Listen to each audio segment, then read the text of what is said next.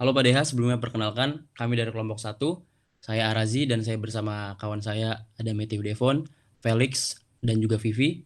Di sini kami ingin mempresentasikan untuk UAS Bisnis dan Lingkungan. Dan perusahaan yang kami ambil adalah perusahaan Toyota. Pembahasan yang akan dibahas di dalam PowerPoint ini mencakup analisa 5 kekuatan Porter, analisis Pestel, analisis SWOT dan Matrix TOWS, dan juga bisnis dan keberlanjutan. Selanjutnya akan dijelaskan oleh teman saya. Analisis 5 kekuatan. Yang pertama terdapat Trade of New Entries. Dalam memasuki pangsa pasar, Toyota memiliki Trade of New Entries yang rendah. Hal ini berkaitan dengan kebutuhan mesin berteknologi yang tinggi dalam produksi, yang mengharuskan persaingan mengeluarkan modal besar untuk memasuki pangsa pasar Toyota. Selain ini terdapat Trade of Substitution. Apabila dilihat dari perkembangan teknologi, substitusi produk Toyota tentunya tinggi. Hal ini dilihat dari persaingan dari pasar otomotif juga semakin mengembangkan teknologi terbarukan tertanam pada produknya. Dan juga untuk harga produk yang terus bersaing. Terdapat bargaining of power of Toyota supplier. Selain itu juga daya tawar pemilik pada Toyota pada saat pandemi ini juga berperan penting dalam menekan harga yang turun serta memberikan penawaran dalam peningkatan kualitas ataupun layanan lebih dan membuat kompetitif saling bersaing satu sama lain. Bargaining of power Toyota buyer. Pada masa pandemi, kekuatan konsumen dalam menentukan harga produk kuat. Hal ini disebabkan oleh semakin tinggi daya tawar pembeli dan dalam menuntut harga yang lebih rendah dan kualitas produk yang lebih tinggi. Selanjutnya ada rivalry among exciting competitors.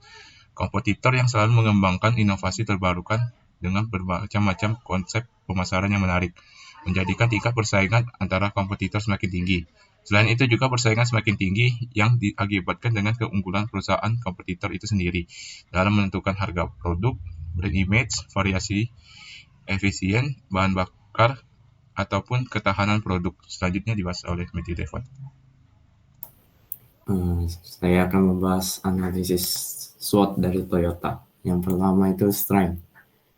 Strength itu mencakup konsep produksi Toyota yang baik. Keberhasilan Toyota dalam mengembangkan produk yang sangat baik ini terbukti dengan munculnya mobil Toyota, yaitu Toyota Avanza, yang berhasil dalam membuat terobosan baru di pasar dan mampu menjadi mobil yang paling laku di pasar. Walaupun pada masa pandemi, di mana orang yang lebih mendahulukan ekonomi atau kebutuhan yang mendasar, namun mobil Toyota Avanza ini tercatat pada Maret 2021 menjadi penjualan terbanyak, yaitu sekitar 7.251 unit. Yang kedua itu yang merek yang sudah dikenal. Toyota sudah menjadi nama yang generik di pasar global, sehingga jika Toyota ingin mengeluarkan mobil baru, tentu mendapatkan dukungan dari pasarnya, sehingga Toyota dapat memimpin dalam industri otomotif. Yang ketiga itu kemampuan distribusi yang baik. Toyota sangat efektif dalam melakukan distribusi. Toyota mendistribusikan produk Toyota kepada 5 dealer yang sudah bekerja sama dengan Toyota, yakni Auto 2000, Ratna Motor, Agung Automall, Kala Toyota, dan Hasrat Abad.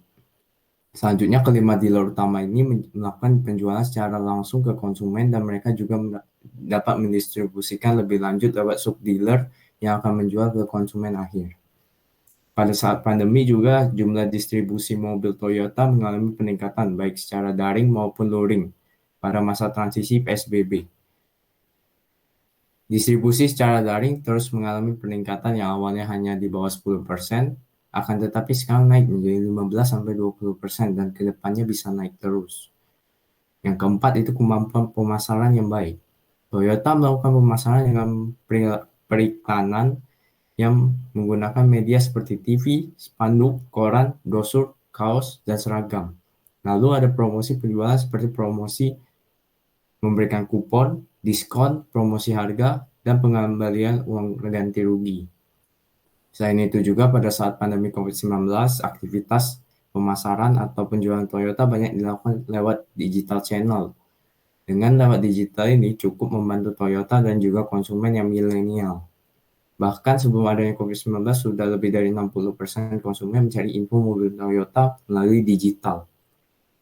Selanjutnya saya akan membahas weakness dari analisis SWOT Toyota. Yang pertama itu masa depan karyawan.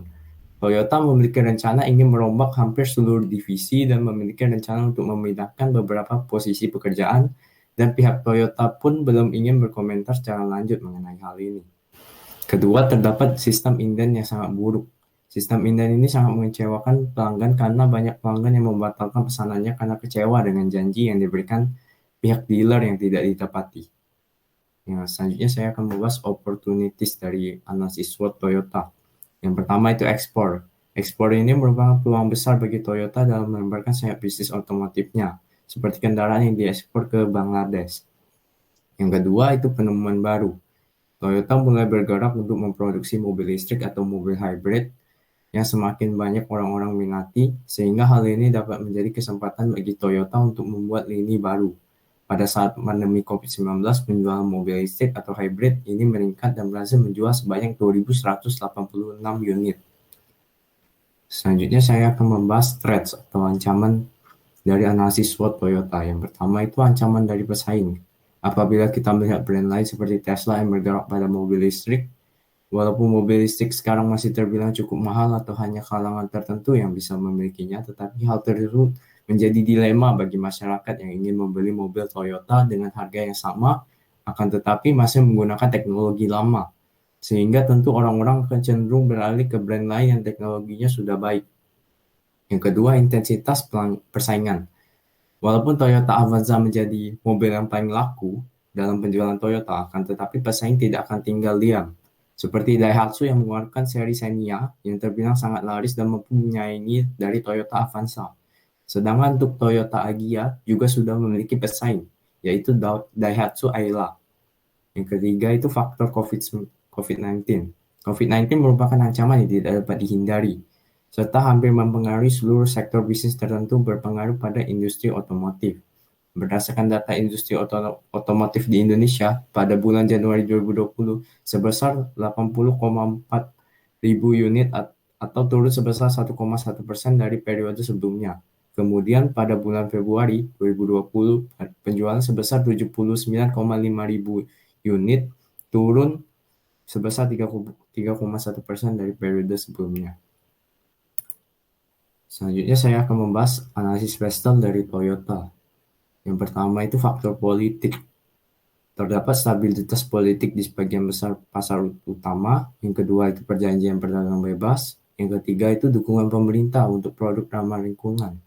Stabilitas politik pasar utama adalah peluang Toyota untuk mencapai pertumbuhan dengan ketegangan politik yang minimal. Selain itu, perjanjian perdagangan bebas yang melibatkan Jepang dan negara lain yang dioperasikan oleh Toyota memberikan peluang untuk meningkatkan penetrasi pasar. Selain itu juga dukungan pemerintah terhadap produk ramah lingkungan merupakan peluang bagi perusahaan untuk meningkatkan produknya agar dapat memenuhi atau melampaui ekspektasi lingkungan. Selanjutnya saya akan membahas faktor ekonomi. Yang pertama itu yen melemah vs dolar AS. Yang kedua itu pertumbuhan bertahap ekonomi AS. Yang ketiga itu pertumbuhan yang cepat dari negara-negara berkembang. Berdasarkan pelemahan yen, Toyota berpeluang meningkatkan ekspor ke Jepang. Selain itu, Toyota berpeluang memperluas bisnisnya di Amerika Serikat, yang merupakan pasar terbesar kedua perusahaan setelah Jepang. Selain itu, pesatnya pertumbuhan negara berkembang memberikan peluang bagi perusahaan untuk meningkatkan pendapatan berdasarkan pasar ini. Selanjutnya akan dijelaskan oleh teman saya.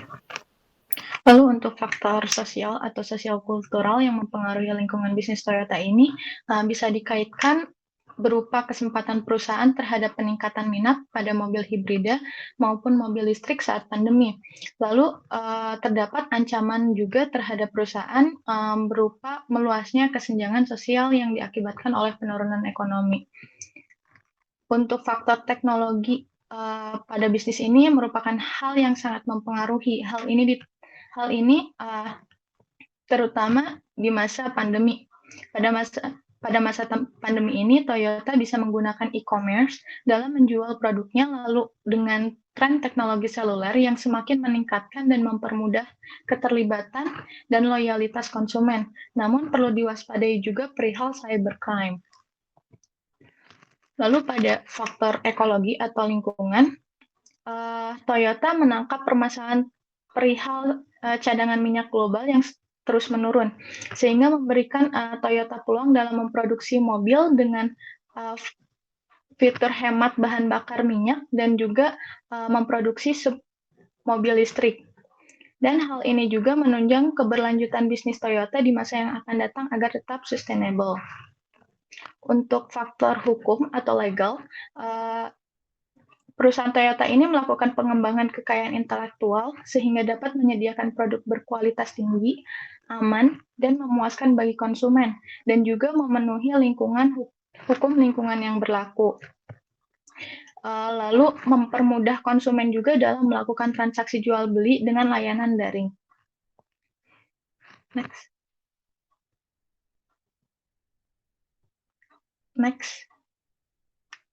Lalu untuk matrix ini merupakan sebuah penggambaran kondisi keadaan internal yang disesuaikan dengan faktor eksternal perusahaan.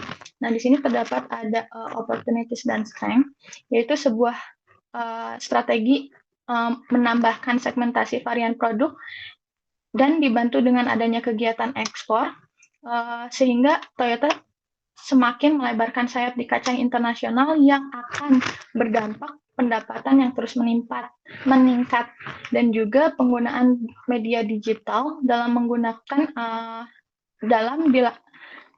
melakukan promosi yang bisa memunculkan brand awareness terhadap produk dan inovasi terbaru dari Toyota, sehingga dapat meningkatkan rasa loyalitas konsumen. Lalu untuk weakness dan opportunities ini merupakan strategi yang bisa digunakan oleh Toyota dalam menambah kuantitas produksi ataupun memperluas pabrik yang dapat menyerap banyak sumber daya manusia. Selain itu juga bisa mengembangkan gebrakan baru dalam memproduksi chip tanpa harus menunggu supplier chip, sehingga bisa mengatasi masalah inden ataupun kenaikan harga yang disebabkan oleh kelangkaan chip yang merupakan bagian penting pada mobil besutan Toyota. Yang selanjutnya ada dari poin ST, strength dan threat. Dari poin strength, Toyota memiliki keunggulan dan kekuatan dari konsep produk Toyota yang baik, kemudian brand image yang kuat, distribusi yang baik, dan konsep pemasaran yang baik. Kemudian dari poin threat, Toyota memiliki ancaman di harga yang mahal, kemudian intensitas persaingan sengit dengan produk perusahaan lain, dan juga situasi sekarang yaitu pandemi COVID-19. Jadi bila digabungkan dari poin S dan T, kita menyarankan Toyota untuk dapat berakselerasi di peningkatan fitur-fitur maupun desain yang dapat menarik daya tarik konsumen dan meningkatkan loyalitas pembeli, kemudian memberikan keringanan saat pembayaran dengan cara kredit, dan juga mempermudah konsumen dengan adanya fitur digital yang dibangun oleh Toyota. Kemudian ada juga dari poin WT yaitu weakness dan threat. Bisa kita lihat di poin weakness, Toyota memiliki beberapa poin yaitu terancamnya masa depan karyawan, kemudian sistem inden yang buruk. Dan bila ditinjau lagi dari poin threat, Toyota memiliki beberapa poin yaitu harga yang mahal, intensitas persaingan sengit dengan produk perusahaan lain, dan juga kembali lagi situasi yang ada pada saat ini yaitu pandemi COVID-19. Dan bila digabungkan pada poin W dan T, kita mensuggestion untuk beberapa poin yaitu pelatihan skill secara daring atau workshop dari pegawai lama dan baru, dan juga menambah segmentasi produk dengan harga yang murah. Next.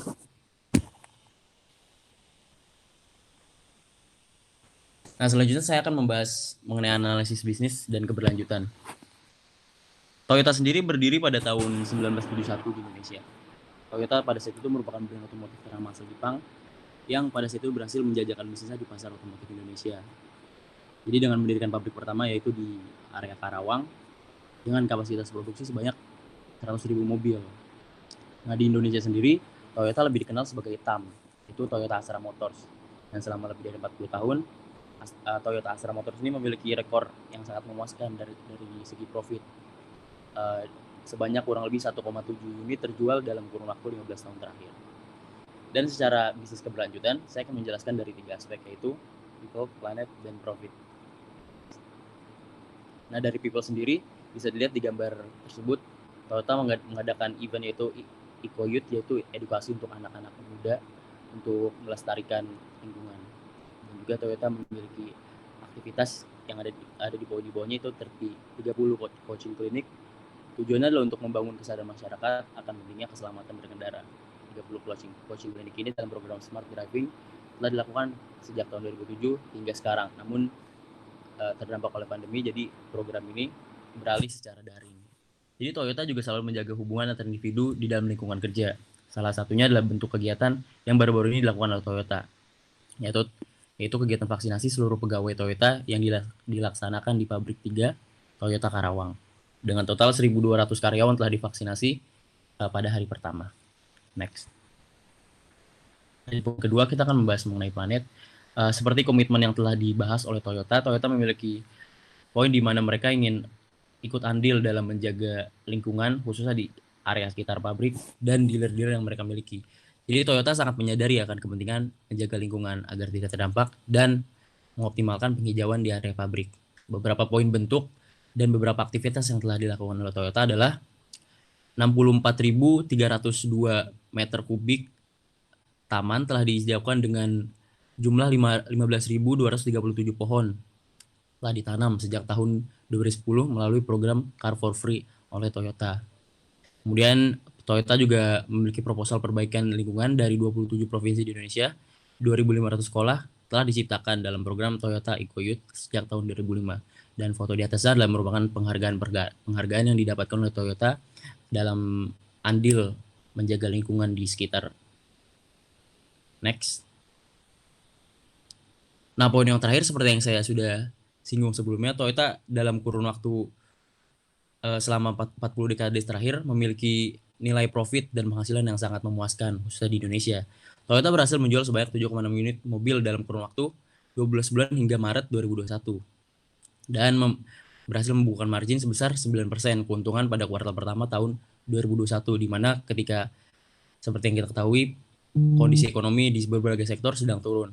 Dan melalui angka penjualan unit tersebut, Toyota juga telah meraup laba secara total sebesar 89,1 triliun.